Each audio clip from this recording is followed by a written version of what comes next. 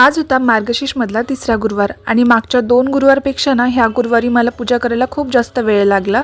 आज मी देवीला छान अशी ऑरेंज कलरची साडी घातली होती आणि हे सगळे वस्त्र मी घरीच शिवून घेतले देवीसाठी।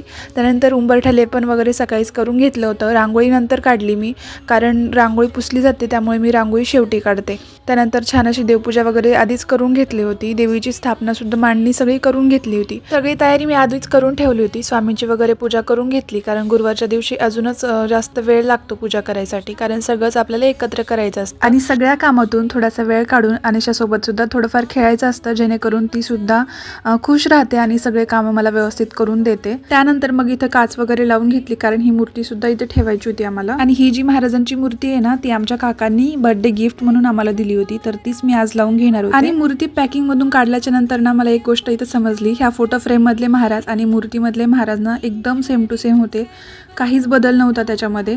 नंतर त्याच्यावर मस्त मूर्ती वगैरे ठेवली, बाजूलाच एक मनी प्लांट ठेवलं, जेणेकरून ना तो कॉर्नर अजून छान दिसत होता। नंतर खाली पॅकिंगचं वगैरे सगळं सामान सुद्धा पडलं होतं, ते सगळं झाडू वगैरे मारलं। हे नवीन लायटर घेतलं होतं, तर त्यानेच आज मी सगळे दिवे इथे लावून घेतले होते। कथा वगैरे वाचली, आरती केली आणि अशा पद्धतीने छान गुरुवार संपन्न झाला।